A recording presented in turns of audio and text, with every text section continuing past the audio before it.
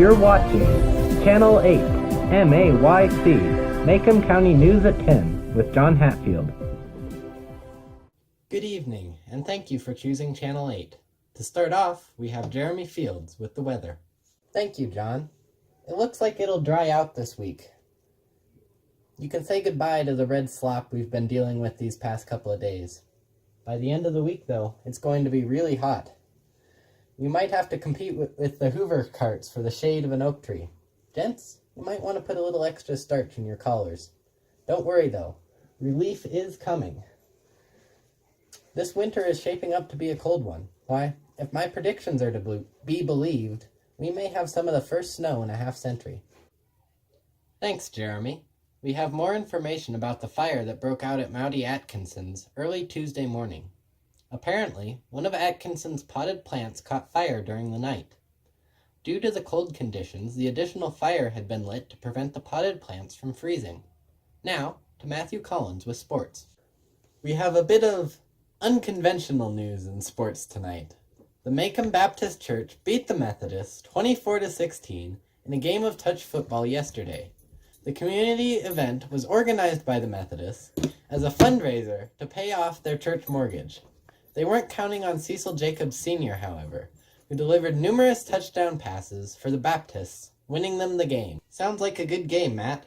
In other news, Tom Robinson, the Negro man who allegedly raped Mayella Ewell, was shot and killed today while attempting to escape from Enfield Prison Farm. If you're interested in learning more, there's an excellent editorial on the subject in the Maycomb Tribune. In world news tonight, German persecution of the Jews has continued, now with the German government seizing the property of and imprisoning everyone of Jewish ancestry. A registry of half-Jews is being collected now as well. Many fear that war is imminent, but a recent poll shows that 48% of those polled are opposed to sending troops to Germany. In response, President Roosevelt has vowed that, this just in, Bob Ewell has allegedly attacked 2 of the Finch children. Special correspondent Anthony Green is at the scene with more information. Thank you, John. These are the woods where M. and Jean Louise Finch were reportedly attacked by Bob Ewell.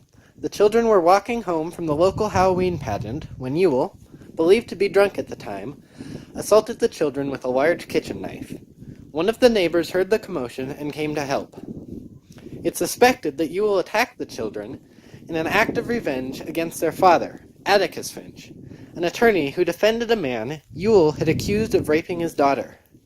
What exactly happened next is unclear, but we do know that Jem Finch escaped with a broken arm. Ewell, however, was found dead by the sheriff shortly after the attack, though it is unclear whether he was killed in self-defense or by accident. Back to you, John. Thank you, Anthony. Unfortunately, that's all the time we have for this evening.